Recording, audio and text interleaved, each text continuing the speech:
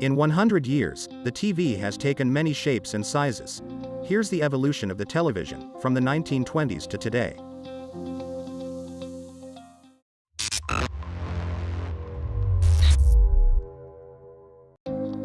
The 1920s gave us the mechanical as well as the electronic television. The first model of the mechanical television had a small display on the right, and a massive cabinet. Large cabinets were necessary in order to fit a nip-cow disc.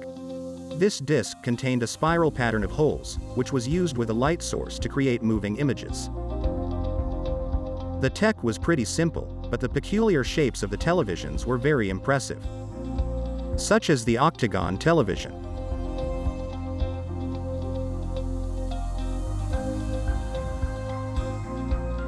Video quality was as crude as the technology. Facial features were not recognizable unless makeup was worn in a specific way.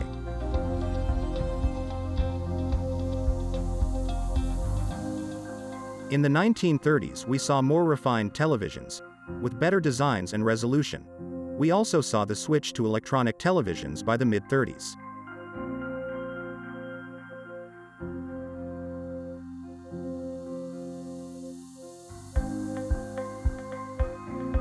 This decade saw a giant leap in video quality, from 100 scan lines at the start of the decade to 405.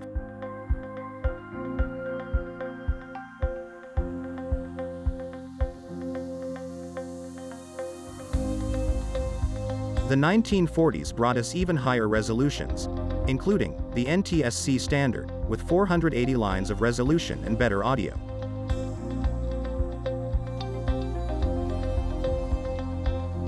In the 1940s, it was difficult to produce CRT screens larger than 12 inches, so big screen TVs implemented projection techniques.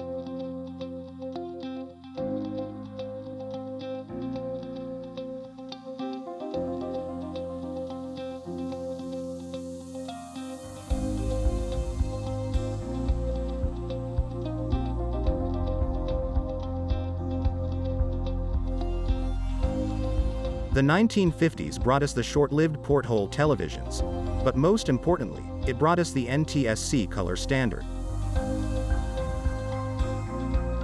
Zenith created a wired remote in 1950 called Lazy Bones to control tuning and volume, followed by a wireless remote in 1955 called the Flashmatic. It was basically a flashlight which had to be pointed at different corners of the television. Anyone with a flashlight could control the TV set. The following year, Zenith introduced an ultrasonic remote. When used, it produced a click and an ultrasonic sound to control each function.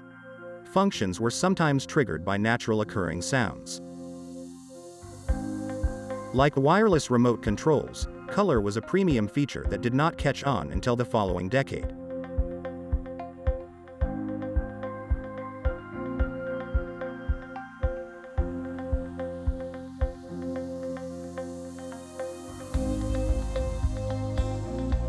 The sales of color TVs boomed in the 60s. They were now more affordable and the colors more vivid.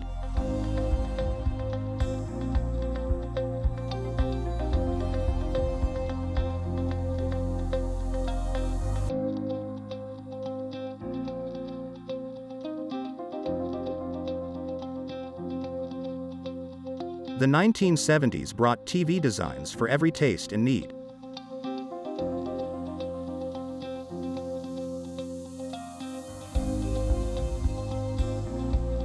There was the upgradable television with easily accessible circuit boards.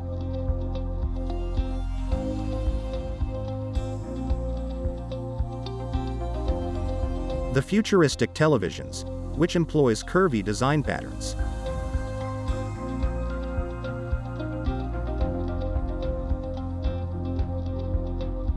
The colorful TVs that looked more like toys.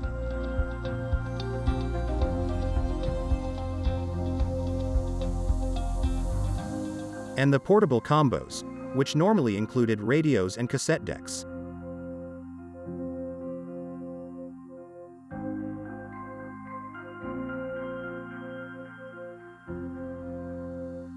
Television as furniture lost its appeal towards the mid-1980s. These were quickly being replaced with plastic-encased sets and color projection televisions with larger screens and minimalist cabinets.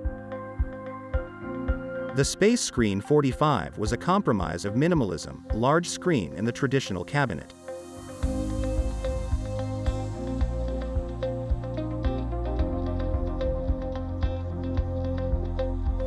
The 1980s gave way to the first LCD TVs.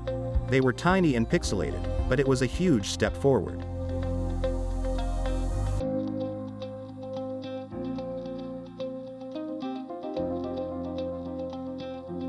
These portable TVs were a lot more affordable and included additional functions.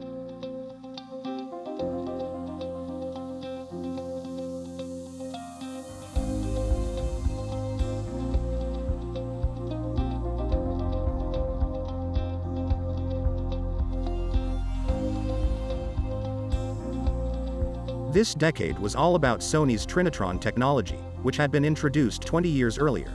As Sony's patent had run out, all competitors were free to use the technology.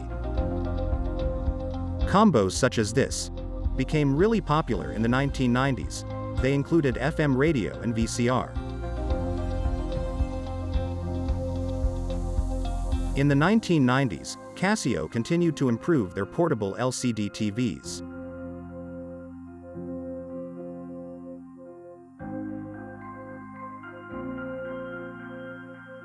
A preview of one of the biggest tech of the following decade was introduced at the end of the 1990s, the Flat HD TV, priced around $19,000. Throughout the 2000s, CRT televisions were still quite popular, as they were inexpensive and could access HD channels using a converter box.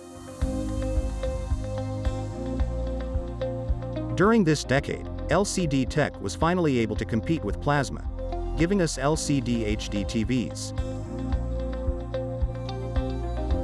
Then LED TVs arrived, which were predicted to be superior to both, but was debatable. Whoa!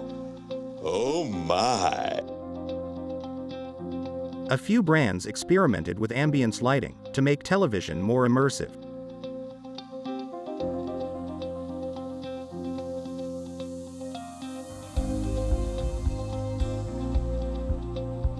Through the decade, HD TVs became pretty smart.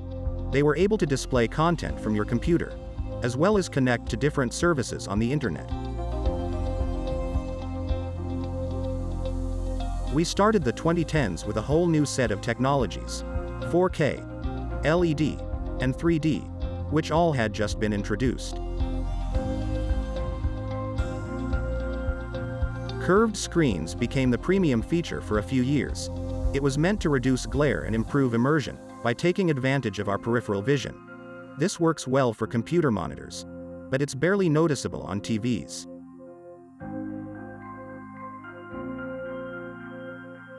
Something truly impressive was the introduction of wallpaper TVs. These are almost as thin as a credit card.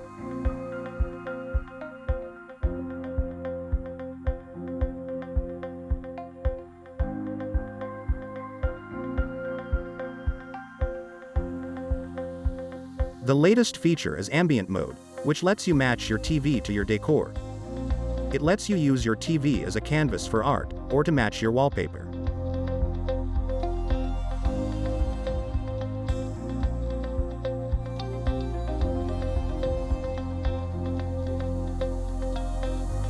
The 2020s promise many new technologies, such as the rollable TV.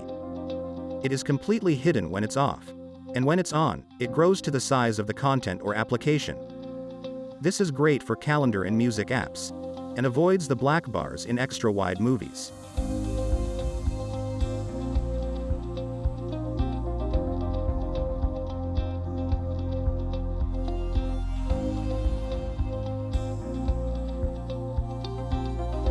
This is another discrete TV technology, but it will likely be used more as the centerpiece in a room to display art than for entertainment.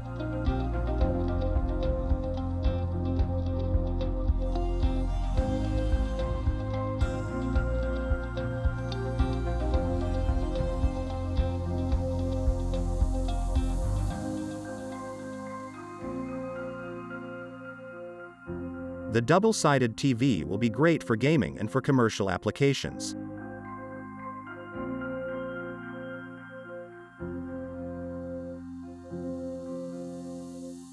Tech is changing pretty fast, and so are TVs.